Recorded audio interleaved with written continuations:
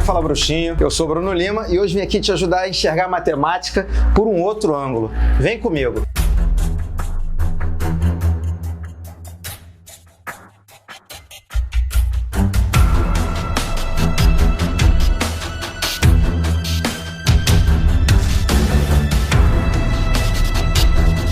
Galera, o tema que a gente vai tratar hoje aqui não é nem um pouco divertido. O assunto é muito sério. Será que nós estamos à beira de uma terceira guerra mundial, uma guerra nuclear?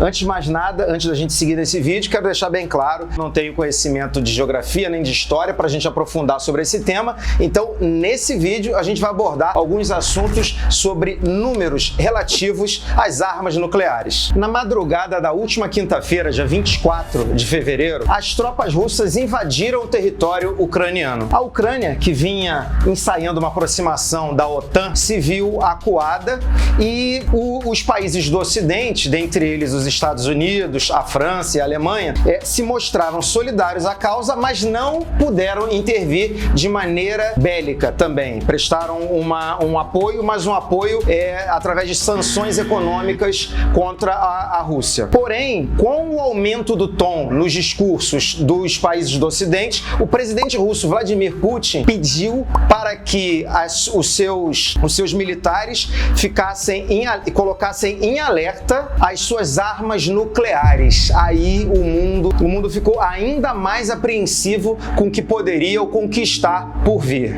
A quantidade de armas nucleares que os países possuem é um verdadeiro segredo de Estado. Ninguém sabe ao certo exatamente essa quantidade. Isso mantém um certo clima de terror, um certo clima de medo entre os países, entre as nações. Mas pesquisadores estudiosos contam que Estados Unidos e Rússia, mais precisamente nessa ordem, Rússia e Estados Unidos possuem 6.000 e 4.000 ogivas nucleares aproximadamente. E esses dois países detêm juntos, apenas esses dois países, 90% das ogivas nucleares do mundo inteiro. Mas, Brunão, o que é uma ogiva nuclear? Excelente pergunta, meu nobre. Ogiva nuclear é uma arma nuclear que fica numa parte cilíndrica. Olha a matemática aí, a parte da geometria espacial. Nós já estudamos esse sólido tridimensional que é o cilindro. Então, essa arma nuclear fica na parte cilíndrica de um foguete, de um míssil ou de um projétil. Ou seja, esses países, eles possuem essa quantidade enorme de armas que estão prontas para, com simples apertar de um botão, saírem dos países onde estão e em alguns minutos chegarem ao seu inimigo. No caso de Rússia e Estados Unidos, por exemplo, existem mísseis que estão, segundo esses pesquisadores, esses estudiosos, existem mísseis que estão apontados dos Estados Unidos para a Rússia e da Rússia para os Estados Unidos. Com simples apertar de um botão, esses mísseis chegam em minutos no território do inimigo. O potencial destrutivo de cada uma dessas armas depende do tipo de arma, é claro, mas acredita-se que elas sejam capazes de destruir pequenas, médias e até grandes metrópoles. Na Guerra Fria, foi uma guerra travada entre o Ocidente e a antiga União Soviética, os soviéticos fizeram um teste em 1961 com uma arma nuclear que até hoje é conhecida como a maior explosão já vista em todo o nosso planeta.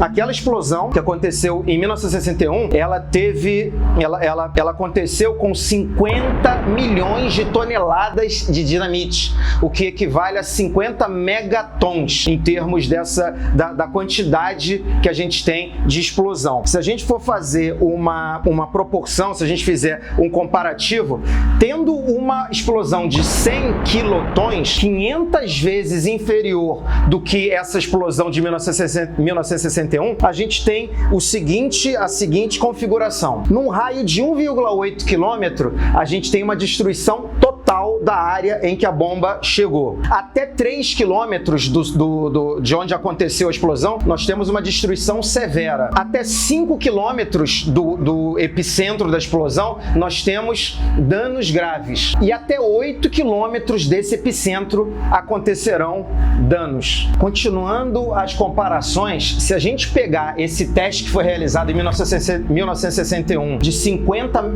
megatons de dinamite, que foi a explosão explosão provocada no teste da União Soviética, ele equivale a 3.000 vezes a explosão que foi provocada pelos americanos em Hiroshima e Nagasaki no final da Segunda Guerra Mundial. Ou seja, aquele teste que foi realizado há mais de 60 anos, ele já representava uma explosão 3.000 vezes mais potente do que a explosão que provocou o fim da Segunda Guerra Mundial. E a gente não precisa ser nenhum estudioso para saber que com o avanço do tempo, com o avanço da tecnologia, é muito provável que as armas de hoje em dia tenham um poder ainda maior de destruição. E convém a gente lembrar também que uma arma nuclear, ela não promove apenas a destruição completa do local e dos seres daquela região, mas ela também promove uma radiação intensa. E essa radiação, ela se estende por uma área muito grande e ela também se localiza, ela também fica no local, ela fica na região